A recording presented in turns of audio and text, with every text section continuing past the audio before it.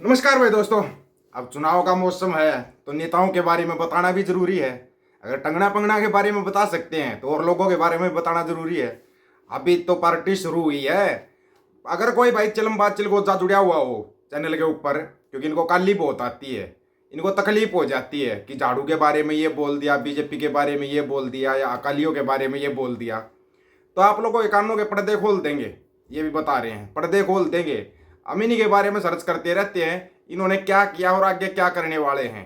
क्यों? क्योंकि सबको पता है 2024 का चुनाव एक आखिरी मौका है। आखिरी मौका है। बठिंडा सीट का थोड़ा मामला गर्मा गया भाई। मामला कैसे गर्मा गया?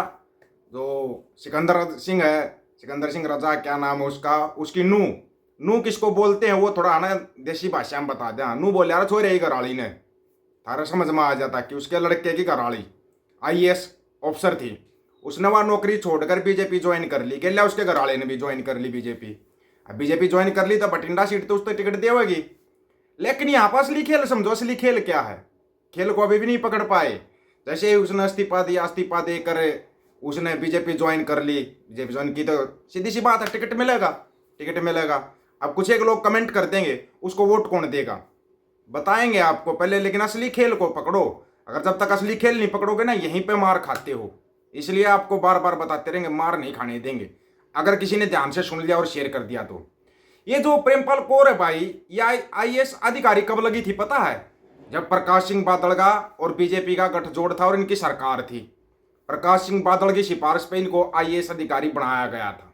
प्रकाश सिंह बादल की सिफारिश से, सिकंदर सिंह रजाई कहने से और प्रकाश सिंह बादल की सिफारिश से इनको आईएएस अधिकारी लगा दिया गया था।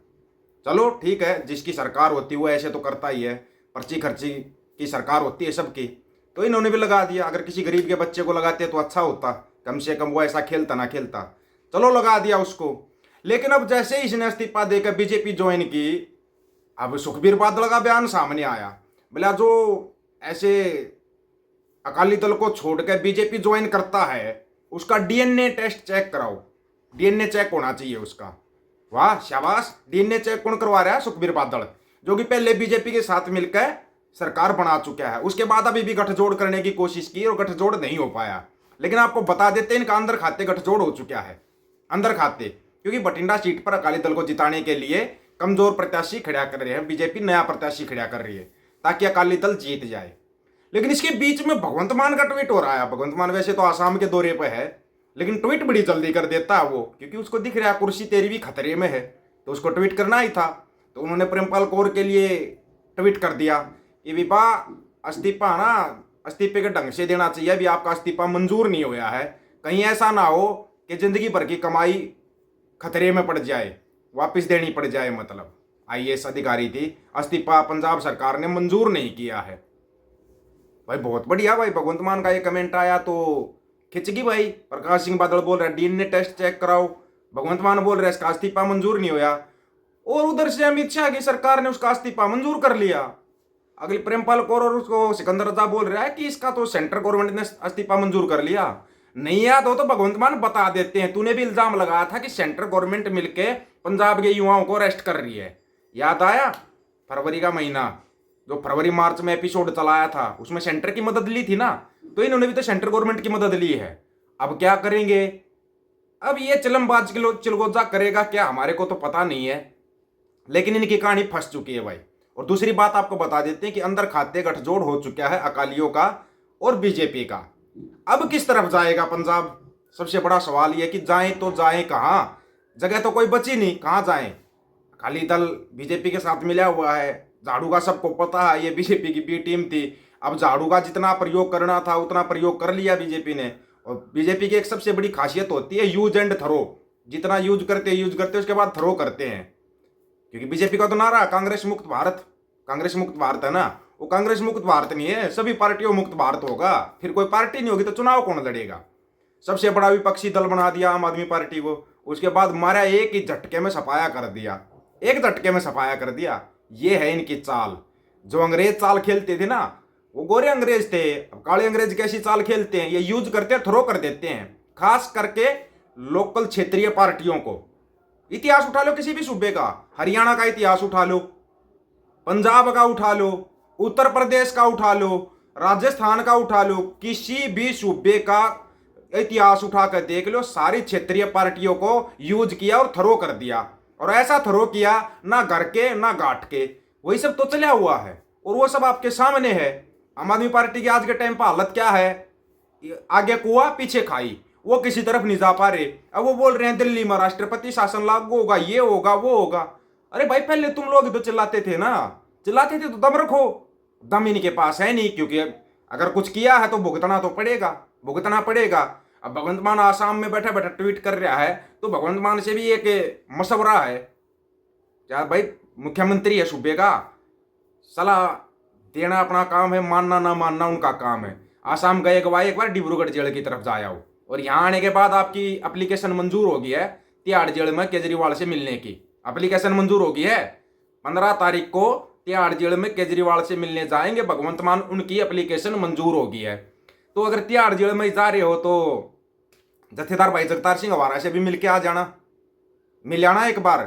थोड़ी बहुत कहीं किसी कोने में अगर जमीर जिंदा हो तो मिल आना जत्थेदार साहब से। नहीं अगर जमीर जिंदा है तो फिर लग यार, जो तू काम कर रहा है वो बंडपने वाले वो करता रहे। तू वीडियो डाल रखा है कि टीम दीपक फौजी यूट्यूब चैनल के ऊपर, आप वीडियो जाके देखना, इनके कारनामे देखना, कैसे कैसे कारनामे करके इन्होंने सरकार बनाई है पंजाब के अंदर ही। क्या क्या बंडपना किया इन्होंने, वो डाल रखा है शॉर्ट वीडियो, आप देख सकते हो उसको आराम से। वो इसलिए डाल रखा है उसके ऊपर कि इनके ऐसे ऐसे काम थे।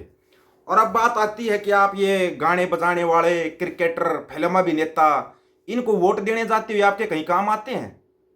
जिसकी थोड़ी फैन फॉलोइंग होती है उसी को टिकट मिल जाता है भाई। उनको टिकट दे रहे हो, वो कहीं आपके काम आ रहे हैं?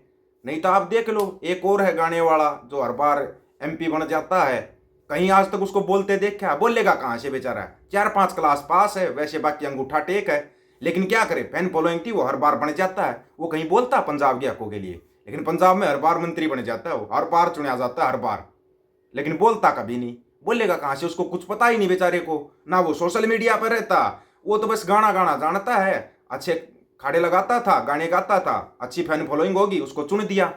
इन चीज़ों से बाहर निकलना पड़ेगा, बाहर।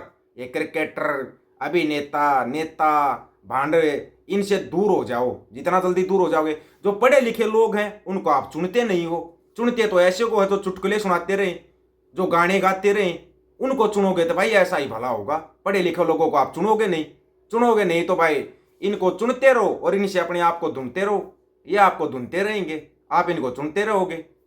चलता रहेगा ऐसे ही तो चलता आया है 47 से लेकर आज तक, ऐसे ही तो चल रहा है, आगे भी ऐसे ही चलेगा, आगे भी ऐसे चलता रहेगा।